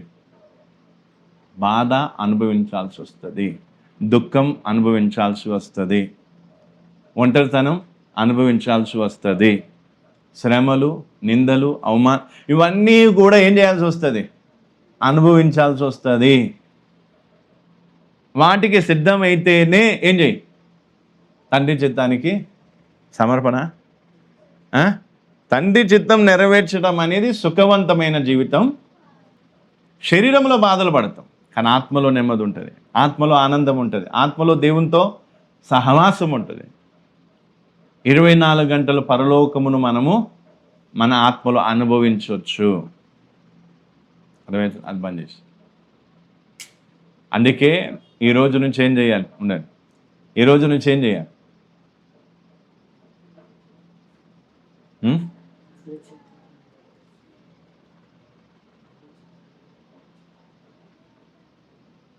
టీ చెప్తున్నాను, లేకపోతే ఉందా నిజంగా కోరిక ఉందా? తండ్రి నీ చిత్తము, తండ్రి నీ చిత్తము. దానికి ఒక మాట నేనంతా ఉదాహరణ చెప్తున్నా, సీరియస్ కాదు, మళ్ళీ దాని సీరియస్. ఇప్పుడు స్వర్ణ సిస్టర్ ఉంది. స్వర్ణ సిస్టర్కి ఏమంటమ్మా, నువ్వు పెళ్లి చేసుకోకుండా బ్యాచులర్గా ఉండటమే దేవుని చిత్తమని నేను అన్ననే అనుకో, ఉదాహరణకి అన్ననే అనుకో. అది ఎంతవరకు సాధ్యం?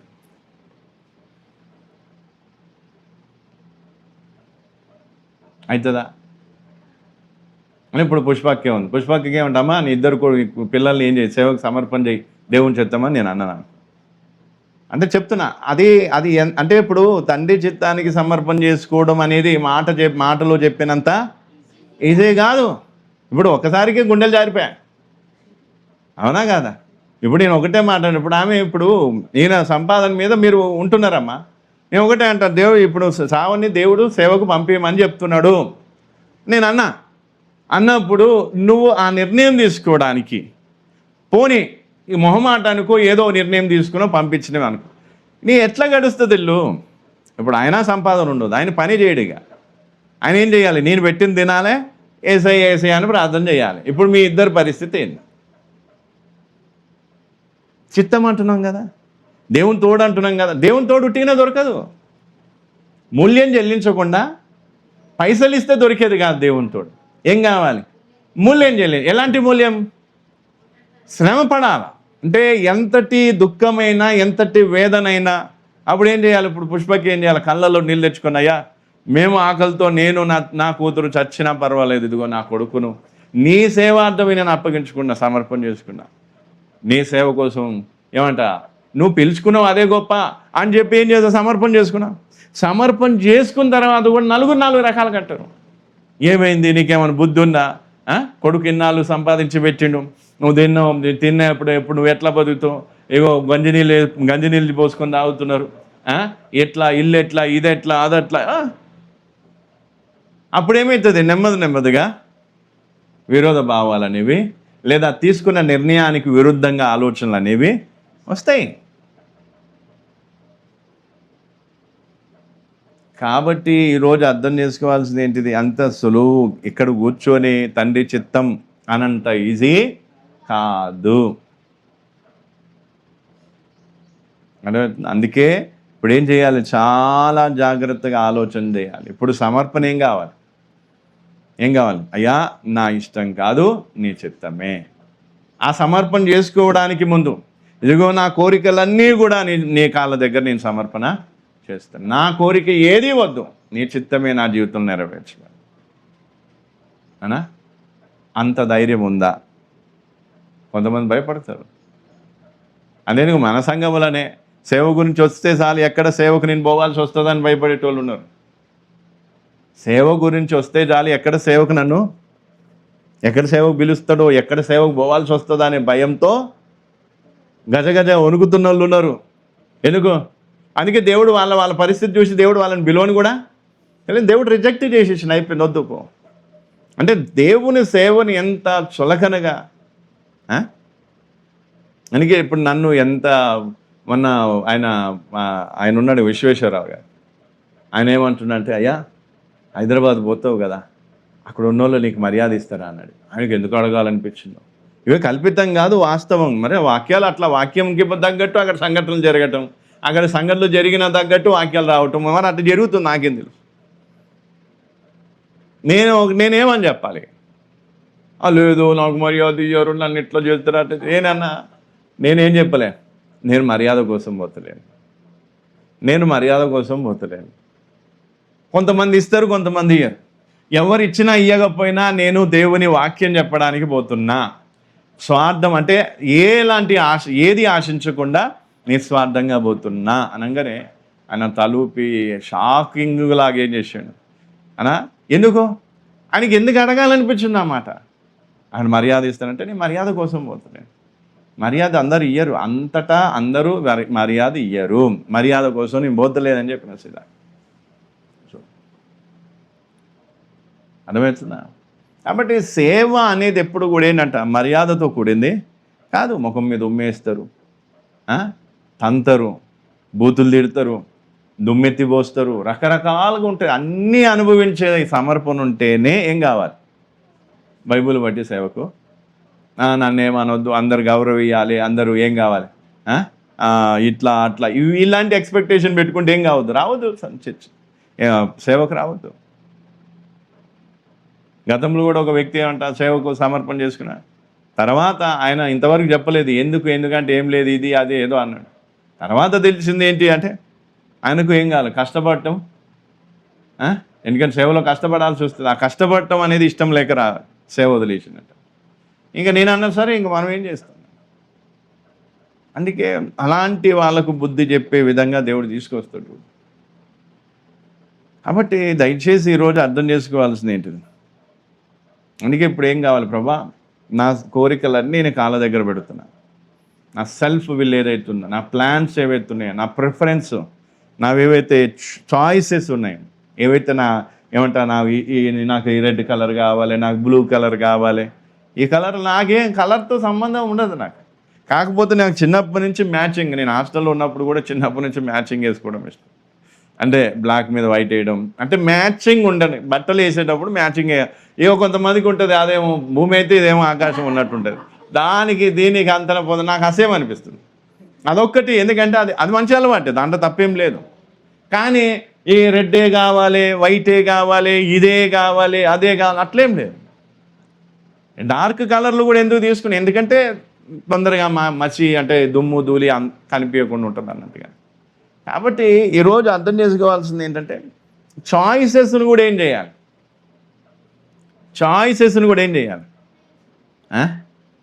ఇప్పుడు నాకు నేను భూపాల్లో ఉన్నప్పుడు నన్ను ఫిని పాస్టర్ పిలిచి ఒక విషయం చెప్పాలి. ఏమిటంటే పలానా సుమా సిస్టర్కి నీకు పెళ్లి చేద్దాం అనుకుంటున్నాం, నువ్వు ప్రార్థన చేసి నీకు ఓకే అయితే మీ ఇంట్లోకి చెప్పు.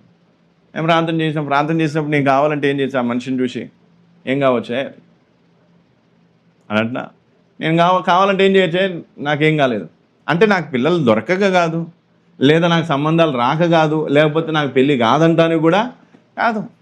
కాకపోతే ఏంటంటే ప్రభు సేవకులు చెప్పాను కాబట్టి నేను చిత్తమైతే నేను ప్రార్థన చేసిన, ఆత్మలో నెమ్మది అయింది, దేవుని చిత్తం అని తెలిసింది. తర్వాత ఇంట్లో చెప్తే ఇంట్లో వాళ్ళు కూడా సరే సేవకులు చూసిన సంబంధాలు మేము ఎందుకు వద్దంటాం అని వాళ్ళు కూడా యాక్సెప్ట్ చేయటం, తర్వాత సేవకుల చేతులు ఏమైపోవడం, పెళ్లి కావడం, ఇదంతా జరిగింది. ఎందుకు జరిగింది? ఎందుకంటే నేను అక్కడ ఇయ్యలే. చాయిస్ ఇస్తే నేను ఆమె పెళ్ళి చేసుకోవద్దు. చాయిస్ ఇస్తే నేను పెళ్ళే చేసుకోవద్దు. కాబట్టి అందుకే ఈరోజు చాలామంది ఏం చేస్తారు, చాయిస్లు పెట్టుకుంటారు, ప్లాన్లు పెట్టుకుంటారు, సొంతగా ఇంకేదో చేసుకుని ఏవేవో మనసులో పెట్టుకొని ఏం చేస్తా. అట్లా చేస్తే నువ్వేం చేయలేవు. దేవుని చిత్తాన్ని, నీ సొంత ఏదైతే విల్లుందో, కోరికుందో దాన్ని తీసుకొచ్చి దేవుని పాదాల దగ్గర పెట్టి, అయ్యా నీ చిత్తమే, నీ చిత్తం ఎట్లుంటే అట్లా, నీ చిత్తం ఎట్లుంటే అట్లా అంటే కంప్లీట్ సమర్పణ. దేవుడు నేను ఇక్కడ హైదరాబాద్లో హ్యాపీగా ఉన్నా. నాకు ఇక్కడ ఏదో అంతమంది విశ్వాసులు ఉన్నారు. విశ్వాసులు మంచిగా చూసుకునేది, వచ్చేది, పోయేది అంతా బాగానే ఉండేది. నేను ఎందుకు విశాఖపట్నం పోవాల్సి వచ్చింది? ఇక్కడ నన్ను చూసుకోలేదన్నా, లేదా అక్కడేదో నన్ను డప్పులు డోలు కట్టి పిలిచిరన్నా? ఆడ ఎవరు లేరు, అప్పటికి ఎవరు పోలేదు. అప్పటికి ఎవరు లేకముందే నేను పోయినా. నేను పోయి ఏం చేసిన? ఎందుకు పోయినా? దేవుడు ఒకటే అన్నాడు, నా చిత్తం మేరకు నువ్వు వేడికి పో. విశాఖపట్నం నేను విశాఖపట్నం పోయినప్పుడల్లా నాకు నెమ్మది అవుతుంది, ఆనందం కలుగుతుంది. ఎందుకు? ఇక్కడ సేవ కోసం వస్తున్నాను, అంతేగాని నేను ఇక్కడ ఉండాలంటే, నేను మామూలుగా జనరల్గా ఉండాలంటే నా వల్ల కాదు, నేను ఉండలేను. అక్కడికి వెళ్తేనే నా హ్యాపీ ఉంటుంది, సంతృష్టి ఉంటుంది. ఎందుకు? నేను దేవుని చిత్తంలో ఉన్నా, దేవుని చిత్తాన్ని నెరవేరుస్తున్నాను, తృప్తి ఉంటుంది. అక్కడ ఆనందమే వేరేగా ఉంటుంది. కొన్నిసార్లు ఎంత అటాచ్ అయిపోతానంటే మళ్ళీ రాబుద్ది కాదు ఇక్కడికి. మళ్ళీ లేదు, హృదయం కట్నం చేసుకొని రావాల్సి వస్తుంది. అందుకే నేను ఎందుకు ఈ విషయాన్ని చెప్తా, దేవుని చిత్తం నెరవేర్చడం అంటే మామూలు విషయం. ఆ టైంలో ఏ నుంచి నాడికి వెళ్ళిపోగానే అందరూ ఏమన్నారు, మీ పాస్టర్ మిమ్మల్ని వదిలేసిండు, ఎట్లా అట్లా అది ఇది అని చాలా రకాలుగా విశ్వాసాలు అంటాం. దాన్ని అదునుగా తీసుకొని విశ్వాసులు ఒక రకంగా చేయడం, రకరకాలుగా. ఎన్ని చేసినా ఎన్ని అయినా సరే ఇంతవరకు నేను విశాఖపట్నాన్ని ఏం చేయలేదు, విడిచిపెట్టలే. ఎందుకు? మళ్ళీ దేవుడు అక్కడి నుంచి నువ్వు ఇంకో చోటి పొమ్మని చెప్పేదాకా నేను ఆన్నే ఉంటా. ఒకటే సమర్థం. అని ఇప్పుడు నాకు కొంచెం ఆశ ఎందుకు వస్తుంది? ఆ విశ్వేశ్వరరావు గారు వస్తున్నాడు కాబట్టి, ఆయన దేవుని పట్ల విశ్వాసం ఒక్కొక్కటి నేను చెప్తుంటే ఆయనకి షాకు విచిత్రం అనిపిస్తుంది. మా పాస్టర్ అట్లా అంటాడు కాదు, వాళ్ళ ఊర్లో పాస్టర్ ఉంటాడు, ఆయనకు అట్లా కాదంటాడు. ఆయనకు వాక్యం నేను చెప్పాలని ఆయన కోరిక. ఎవరికి చెప్పాలంట? ఆ పాస్టర్కి నేను వాక్యం చెప్పాలంట.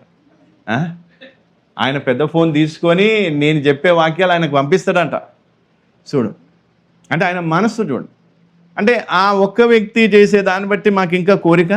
అవును, మేము ఎన్నాళ్ళు కష్టపడి ఉన్నదానికి ఆయన ఒక్కడైనా కంప్లీట్గా వచ్చిన సార్, 100 మంది 1000 మంది లేకపోయినా ఒక్కరైనా. కాబట్టి దేవుని స్తోత్రం. అందుకే ఈరోజు అర్థం చేసుకోవాల్సిన ఏంటిది, ఏం చేయాలి?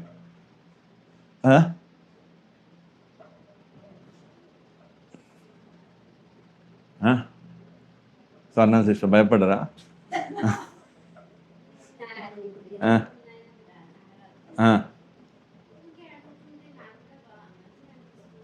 ఏంటిది?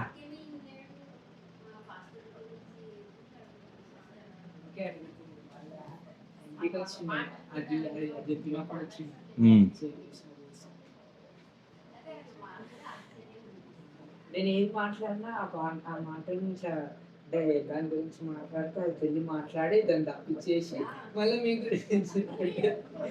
వస్తారా, ఇది ఫోన్లా అన్నారు కదా,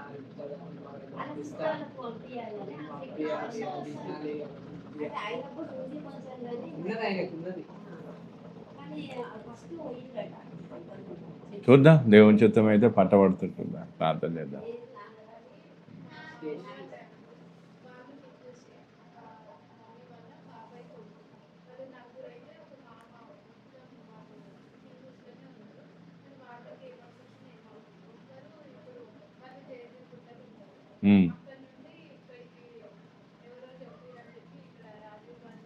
ఈయన చెప్పిండు పోయిన వారం, ఆయన చెప్పి వాళ్ళు వచ్చారు. చూద్దాం దేవుడు ఎట్లా. అందుకే ఇప్పుడు మెయిన్ ఏంటంటే బహుగా ఫలించాలంటే ఏం చేయాలి? ఫలించడం అంటే ఏంటి? మనం ఆత్మీయంగా ఎదగటమే కాకుండా ఆత్మలను సంపాదించాలి, ఆత్మలు రావు. అందుకే ఫలించాలంటే ఏం కావాలి? అందుకే రాను దినాల్లో మనం కూడా ఫలించాలంటే ఏం చేయాలి? దేవుని చిత్తానికి సమర్పణ చేసుకోవాలి.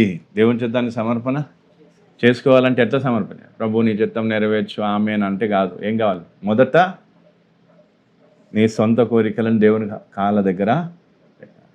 నా కోరిక అవునా పుష్పంక, నాకు సొంత ఇల్లు లేకపోయినా పర్లేదు, నేను బతికినంత కాలం కిరాయి ఇళ్ళల్లో ఉండాల్సి వచ్చినా నీ చిత్తమే, నీ చిత్తమే అని ఏం కావాలి? ప్రార్థన చేసుకోవాలి. అట్లా మళ్ళీ అట్లా సరే దేవుని చిత్తం అయితే దేవుడు ఇస్తాడేమో అని మళ్ళీ అట్లా కూడా ఆశ పెట్టుకోవద్దు. ఒకసారి సమర్పణ చేసుకున్నాం కథం. ఒకసారి సమర్పణ చేసుకున్నామంటే కథం, ఇంకా దానికే అంటుకట్టి ఉండాలి.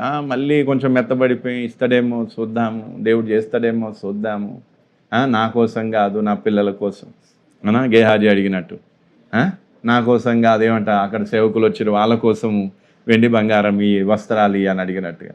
అందుకే కొంతమందికి ఎట్లుంటుంది, నా కోసం కాదు, ఎవరి కోసం? పిల్లల కోసం అంటారు, వాళ్ళ కోసం అంటారు, వీళ్ళ కోసం. కాబట్టి దయచేసి ఈరోజు అర్థం చేసుకోవాల్సింది ఏమర్థం చేసుకోవాలి? మొదట మన ఇష్టాలు కోరికలు ఏవైతే అవన్నీ దేవుని పాదాల దగ్గర సమర్పణ చేసుకొని అప్పుడు తండ్రి నీ చిత్తాన్ని నేను నెరవేర్చాను. ఓకేనా? అట్లా నెరవేర్చే సమర్పణ. నాకు ఎప్పుడు పెళ్ళి అవుతుందా నేను ఎదురు చూడలే. నేను సేవలో ట్రైనింగ్ తీసుకున్న వాక్యం వినుకుంటూ నేను అందులోనే లీనమైపోయినా. పెళ్ళి గురించి ఆలోచన కూడా మా ఇంట్లో కూడా చెప్పలే నాకు పెళ్లి చేయమని. నేను నా పని నేనేం చేస్తున్నాను? దేవునిలో లీనమైపోయి వాక్యంలో ట్రైనింగ్ అది ఇది దేంట్లోనే ఉన్నప్పుడు దేవుడు ఏం చేశాడు? దేవుని మహాకృపను బట్టి దేవుడు ఏం చేశాడు? కాబట్టి ఇవన్నీ ఉంటాయి. కాబట్టి దయచేసి ఈరోజు ఏం కావాలంట? సమర్పణ, సరెండరింగ్, సెల్ఫ్ విల్. ఏం చేయాలి? ఫస్ట్ ఏం చేయాలి? నీలో ఉన్న సొంత కోరికలు ఏవైతున్నాయో వాటిని ఎవరి దగ్గర తేవాలి? దేవుని పాదాల దగ్గర తెచ్చి వాటిని సమర్పణ చేసి ప్రభు నీ చిత్తమే నేను నెరవేరుస్తాను. అది అసలు సమర్పణ. మనమేమంటే మన సొంత కోరికలను లోపల పెట్టుకొని అప్పుడు ప్రభు నీ చిత్తం నీ చిత్తం నీ చిత్తం నీ చిత్తం నీ చిత్తం చిత్తం చిత్తం చిత్తం ఆమెన్ అయిపోయింది. కోరికలు అట్లనే ఉన్నాయి, అది సరెండర్ చేయనే లేదు. మళ్ళీ చిత్తం చిత్తం అని పాట పాడుతా అవుతుందా మనిషాక?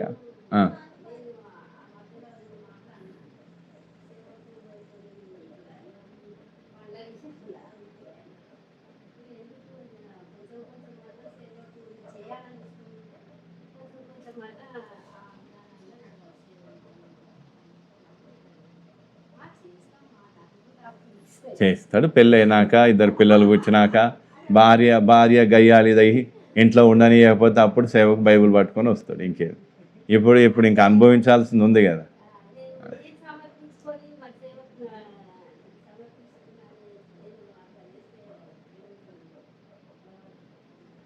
ఏంటిది?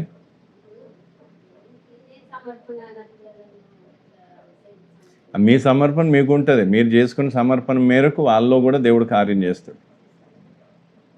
ఇప్పుడు మరి నేను పుట్టక ముందే నేను తల్లి గర్భంలో ఉన్నప్పుడే నా తల్లి సమర్పణ చేసుకుంది. అయ్యా కొడుకు పుడితే నీ సేవకి ఇస్తా అని చెప్పి ప్రభుదాస్ అని పేరు పెట్టి సమర్పణ చేసుకుంది. ఆమె అనుకున్నా, ఆమె ఎప్పుడో సమర్పణ చేసుకుని వదిలేసింది. నేను వయసులోకి వచ్చినాక దేవుడు నా జీవితంలో కార్యం చేస్తే నేను వచ్చిన అప్పుడు ఆమె పదే చెప్పేది అన్నట్టు, నేను ఎప్పుడో సమర్పణ చేసుకుని కడుపులో ఉన్నప్పుడే సమర్పణ చేసుకున్నాను. అట్లా మా తల్లిదండ్రులు చేసుకునే సమర్పణ కానీ ప్రార్థన కానీ వృధాగా పోదు. అంటే దేవుడు వాళ్ళకి అవకాశం ఇస్తాడు, దాన్ని వినియోగించుకో.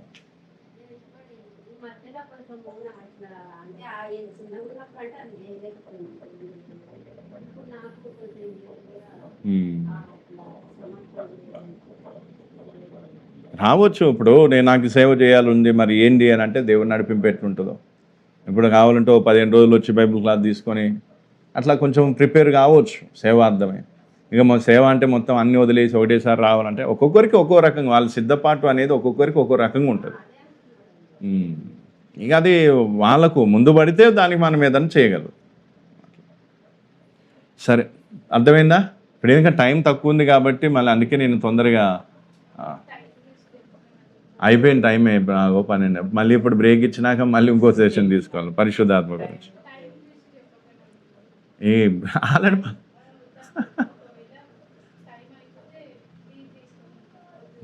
సరే ఇప్పుడు ఇదైతే అయిపోయినట్టే, ఎందుకంటే కంక్లూషన్కి వచ్చేసినాయి కదా, ఇంకా డీప్కి పోవాల్సిందే కానీ కంక్లూజన్కి వచ్చేసినాయి. కాబట్టి ఇప్పుడు ఏం చేయాలి?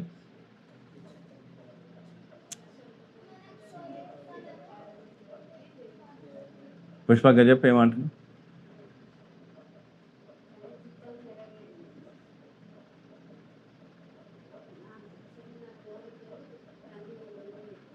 తండ్రి దగ్గర పాదాల దగ్గర కాళ్ళ దగ్గర పెట్టి అప్పుడు అయ్యా నీ చిత్తాన్ని నేను నెరవేరుస్తా, అది కరెక్ట్ సార్. ప్రభు నీ చిత్తం నెరవేరుస్తా, నీ చిత్తం లోపటేమో కోరికలన్నీ పెట్టుకున్నావు, వాటికి పెద్దపీఠం వేసినావు, వాటి గురించే ఆలోచిస్తావు, పొద్దున్న లేస్తే సాయంత్రం వరకు అవే నువ్వు ఏం చేస్తావు? నేను షాప్ పెట్టాలి, నాకు ఫర్నిచర్ షాప్ పెట్టాలి, దాన్ని పెద్దగా చేయాలి, అందరు వచ్చి ఏమంటారు బేరం ఆడుకొని నా వస్తువులు తీసుకొని పోవాలి, నా కింద కూడా ఒక పని మనిషి ఉండాలి, ఎంతకాలం అని ఇతరుల కింద నేను పని మనిషిగా చేస్తా, ఒక చోటును పెట్టుకోవాలి. అంటే చెప్తున్నా, ఇట్లాంటి డిజైర్స్ లోపల పెట్టుకొని ఇక ప్రభువుని చిత్తం నెరవేరుస్తాను డేడవుతుంది. ఫస్ట్ సమర్పణ ఏంటి? నీలో ఉన్నటువంటి సొంత కోరిక, దేవుని చిత్తం కాకుండా నీ సొంతగా ఉన్నటువంటి కోరికలు ఏవైనా సరే వాటిని ఏం చేయాలి? దేవుని పాదాల దగ్గర సమర్పణ చేసుకొని అప్పుడు ఏం కావాలి? ప్రభు నీ చిత్తం నేను నిల్లైపోవాలి, జీరో అయిపోవాలి. లోపల ఏది కూడా పెట్టుకోవద్దు, ఇట్లా అవుతుందేమో అట్లా అవుతుందేమో ఎక్స్పెక్టేషన్ కూడా పెట్టుకోవద్దు. జీరో అయిపోయి ఏం కావాలి? అప్పుడు తండ్రి చిత్తం నెరవేర్చడంలో ఆనందం ఉంటుంది. అప్పుడు మనకేమవుతుంది? శారీరకంగా కష్టాలు అనుభవించాల్సి వస్తుంది, బాధ అనుభవించాలి. ఇప్పుడు నేను అందుకే ఒక మాట అంట, ఇప్పుడు నేను ఇప్పుడు ఆ విశాఖపట్నం నుంచి ఇక్కడికి వస్తే నన్ను ఎవరొద్దంటారు? అందరు సంతోషపడతారు, పిన్ని భాషతో పాటు సంతోషపడతారు. పిన్ని భాష కూడా ఏమైనా గొర్రె లీడ్ ఉంటే ఆయన ఆడేం చేస్తున్నాడు అన్నాడు. ఇక అది ఇప్పుడు నేనేమనను. ఇంకా ఇప్పుడు పిన్ని భాష వాళ్ళ చెల్లె బేబీ సిస్టర్, ఆమె ఢిల్లీలో ఉంటే వద్దు ఆడేందుకున్నావు మా దగ్గరకు వచ్చాయని చెప్పిండంట ఆయనే చెప్పిండు. చెప్తే అప్పుడు ఆమె ఏమని అంటే లేదు నేను నేనే ఉంటా అని చెప్పి ఇప్పుడు పెద్ద సంఘం కట్టింది. అంటే చెప్తున్నా, అంటే కొంతమంది ఏం చేస్తారో, కొంతమంది తెలిసి తెలియక పెద్ద వయసులో పెద్దోళ్ళైనా కొన్నిసార్లు మాటలు అటు ఇటు అవుతాయి. అందుకే ఇప్పుడు నేనేమంటాను, లేదు నా పాస్టర్ ఏదో రమ్మన్నాడు పొమ్మన్నాడు అంటే కాదు. మొన్న అడిగిండు కూడా నన్ను, ఏమంటా నీ ఫీల్డ్ ఎక్కడ? నీ ఫీల్డ్ అంటే విశాఖపట్నం అని చెప్పి, ఇలా అందరిని వదులుకోవడానికి సిద్ధమని చెప్పి నేను, నా ఫీల్డ్ విశాఖపట్నం, ఎందుకంటే నా దేవుడు నన్ను అడిగి పంపించి ఓకే రైట్ అన్నాడు. అంటే నేను ఎందుకు ఈ విషయాన్ని చెప్తున్నా, నేను టెస్ట్ చేయడానికి కూడా అంటారు వాళ్ళు. కొన్నిసార్లు దేవుడు వాళ్ళ ద్వారా పరీక్షించడానికి కూడా ఏం కాదు, పాస్టర్ చెప్పిండు కదా, అందులో నా స్వార్థం చూసుకున్నా అనుకో, నేను ఇంటికి వస్తే హ్యాపీగా ఉంటామా? నాకు ఇంత తిప్పలు తప్పుతుంది, ఎంత ఖర్చు తప్పుతుంది, ఎంత శరీరం ఎంత నలిగిపోదు, మీకు ఏం అర్థమవుతుంది? మామూలు నలిగిపోదు. అది కూడా షుగర్ ఉండి కూడా ఇంత బాధపడుతుందంటే, మామూలు షుగర్ లేకపోతే ఏముందిలే అనుకో, షుగరు ఉండి కూడా నేను ఎంత అనా అదే ఈడున్నాను అనుకో, రోజంతా సేవ చేసుకుని రాత్రికల్లా ఇంటికి పోవచ్చు, మంచి వారే పిల్లలతో ఉండవచ్చు. ఇప్పుడు 3-4 రోజుల దాకా నాకు ఏమంటారు, నాకు ఫ్యామిలీ లేదన్నట్టుగా ఒంటరిగా తిరగాల. అవునా కదా? ఏదో మాడిపోయిన వాసన వస్తుంది చూడవా?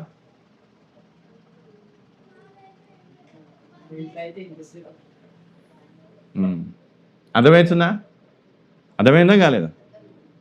సింపుల్. నేను వీడికి వచ్చినానికి హ్యాపీ, నేను అస్సలు వదులుతలేను. ఎందుకు? ఏదైనా సరే మేము ఆనే ఉంటాం. నా భార్య పిల్లలు కూడా అడిగినా, ఏం కాదు మనం ఏనే ఉందా, వాళ్ళు ఏమైనా మెత్తపడతాం, వాళ్ళు కూడా మెత్తలేదు, వాళ్ళు కూడా ఆనే సెటిల్ అయిపోయారు. ఓటర్ ఐడి ఆడికి వచ్చింది, ఏమంట ఆధార్ కార్డు కూడా ఆనే షిఫ్ట్ అయింది, రేషన్ కార్డు కూడా ఆనే వచ్చేసింది, అన్నీ వచ్చినాయి. ఒకరోజు ఒక వ్యక్తి ఒక సేవకుడు ఏం చేసిండట, ఒక జోడి పోయినట. పోయిన తర్వాత అక్కడికి పోయి ఆ ప్రాంతంలో రేషన్ కార్డు చేయించుకోవడానికి, ఆధార్ కార్డు చేయించుకోవడానికి ఎంత ప్రయత్నం చేసినా అవుతలేదంట. ఎంత ప్రయత్నం చేసినా అవుతలేదు. ఇంకో పాస్టర్ని పిలిస్తే ఈయన పోయిండంట, పోయి వాక్యం చెప్పిండంట, ప్రార్థన చేసిండంట. అంతా చేసినాక ఇక ఆయనను మొత్తానికైతే ప్రవచనం చేసి, నువ్వు ఉండాల్సింది ఇక్కడ కాదని. ఈయన కూడా చెప్పిండంట వాక్యం ద్వారా, నువ్వు ఉండేది ఇక్కడ కాదు. అందుకే ఏం కాలేదు, ఆధార్ కార్డు రేషన్ కార్డు ఏవి ఏం కాలేదు, అక్కడ షిఫ్ట్. మళ్ళీ దేవుడా అనుకుంటే అది ఖాళీ చేసి మళ్ళీ వేరే చోటుకి వచ్చి, అదే ఈ రోజు వరకు మాకు ఏది ఆటంకం కాలే, సాఫీగా అన్నీ సాఫీగా అయిపోయినాయి. అంటే దేవుడు మార్గం అట్లా సరళం చేసి, అందుకే నేను ఎన్నోసార్లు అడిగినా, ప్రభు ఒకవేళ మేము అక్కడ ఉండటం నీకు ఇష్టం లేకపోతే చెప్పి మేము వెళ్ళిపోతాం. ఎన్నోసార్లు కాబట్టి ఎందుకు ఈ విషయాన్ని చెప్తున్నా, దేవుని చిత్తం నెరవేర్చడం అంటే చాలా కష్టంతో కూడింది, మూల్యంతో కూడింది. చిటికల మీద నెరవేర్చేది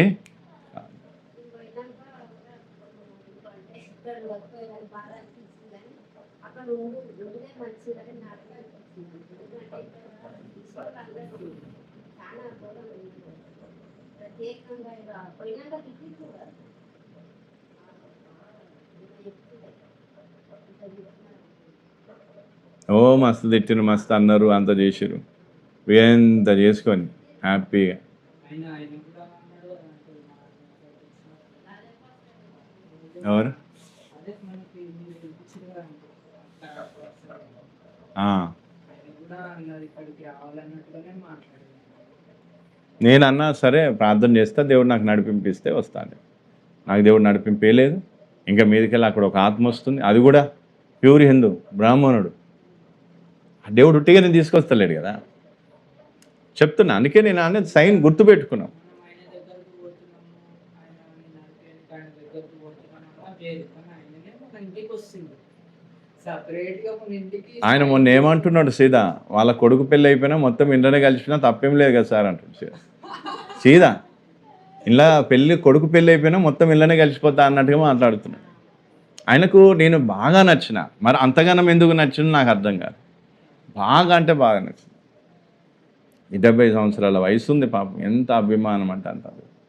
ఆయన ఒకటే అంటాడు, అయ్యా నా ఆత్మ మీ ఆత్మలో లీనమైపోయింది అంటాడు, కలిసిపోయింది అంటాడు.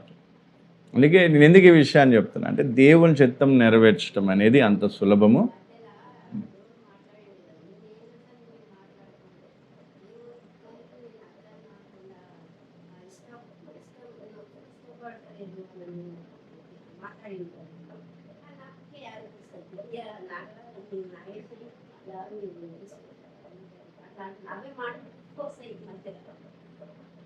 అంటే ఇప్పుడు ఇశ్రాయేలు ప్రజల దగ్గరికి యేసుప్రభు వస్తే వాళ్ళు ఏమైనా ఇష్టపడ్డారా? అంగీకరించలేదు. కానీ ఇప్పుడు అన్యులో మనం దేవుడిని ఎంత ప్రేమిస్తాం, ఇట్లా ఉంటుంది. కొన్ని సందర్భాల్లో దేవుడు అట్లా చేస్తాం. ఓకే, అంటే అనిపిస్తుంది అంటే మా ఫ్రెండ్స్ అయినా కానీ అంటే మనం వాళ్ళని ఏదో నార్మల్గా నా ఫ్రెండ్ అని ఇష్టపడి వాళ్ళకి అట్లా శారీరకంగా కాకుండా వాళ్ళు రక్షించుకోవడానికి దేవుని దగ్గర రావాలి, వాళ్ళని అంతా ఇష్టపడి వాళ్ళని అంత ప్రేమ పెట్టుకొని దేవుని దగ్గర రాకపోతే మనం ప్రేమ వాళ్ళు రావాలన్న భారం అది రోజు